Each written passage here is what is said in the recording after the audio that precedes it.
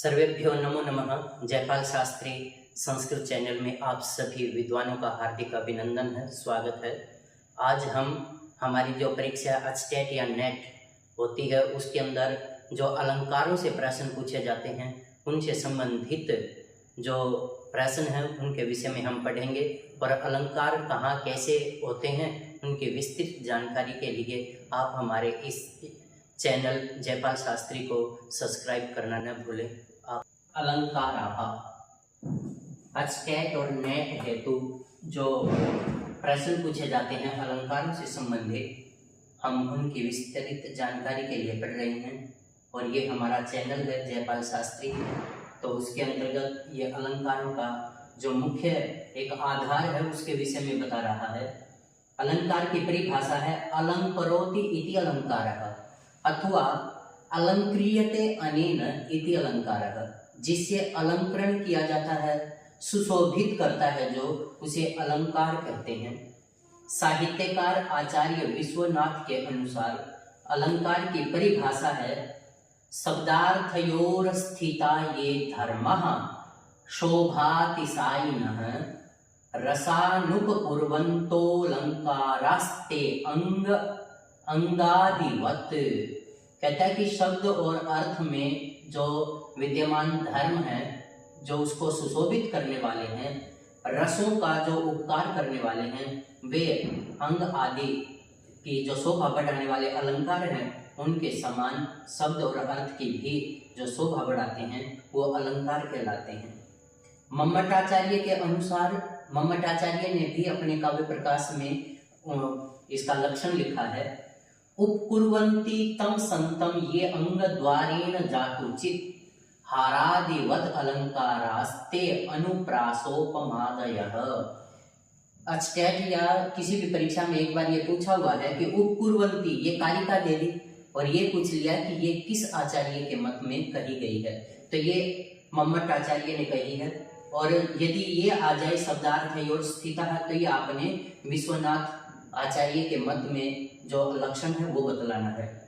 तो मम्मटाचार्य कहते हैं कि उपकुर्वन्ति उपकार करते हैं तम संतम, ये होते हुए, ये अंग द्वारेण जातुचित, ये अंग के जैसे शोभा बढ़ाने वाले अलंकार होते हैं वो जातुचित कहीं पर होते हैं। हारादिवत अलंकारास्ते, हार आदि अलंकार जैसे मनुष्य की शोभा को बढ़ाते हैं उसी प्रकार अनुप्रास और उपमा आदि अलंकार अंग जो शब्द और अर्थ है उसकी शोभा को बढ़ा देते हैं।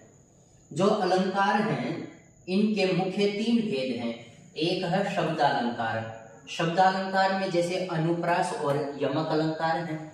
शब्दालंकार कहेंगे किसे जो शब्दों के माध्यम से चमत्कार उत्पन्न करते हैं वो शब्दालंकार कहलाते हैं। और जो अर्थ के माध्यम से चमत्कार उत्पन्न करते हैं वो अर्थालंकार कहलाते हैं। और जो शब्द और अर्थ दोनों के माध्यम से चमत्कार उत्पन्न करते हैं वो आपके उभयालंकार कहलाते हैं। अर्थालंकार में जैसे उपमा और रूपक आएंगे और उभयालंकार में जैसे श्लेष अलंकार आएगा। तो ये हमने अलंकारों के मुख्य विषय अर्थात उनकी आधारभूत बातें क्या है उनके विषय में पढ़ा।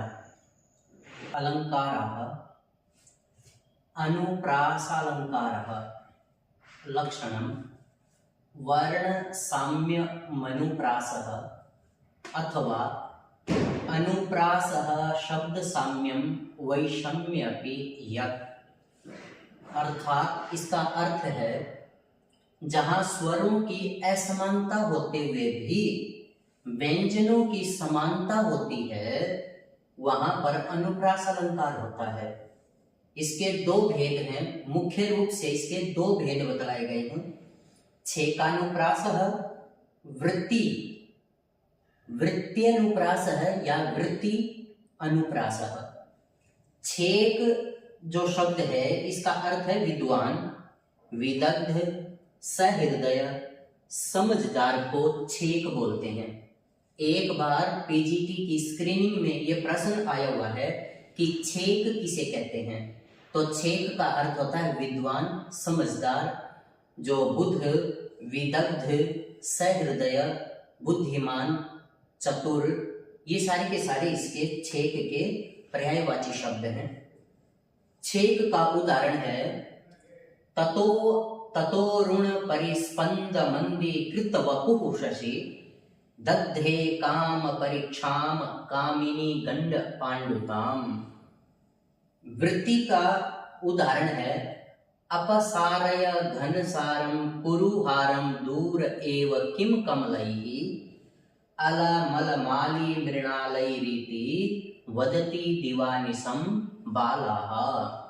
जहां पर शब्द स्वर तो भिन्न भिन्न होंगे, लेकिन व्यंजन बार बार जिस व्यंजन की आवृत्ति हो जाएगी वो आपका अनुप्रास अलंकार कहलाएगा।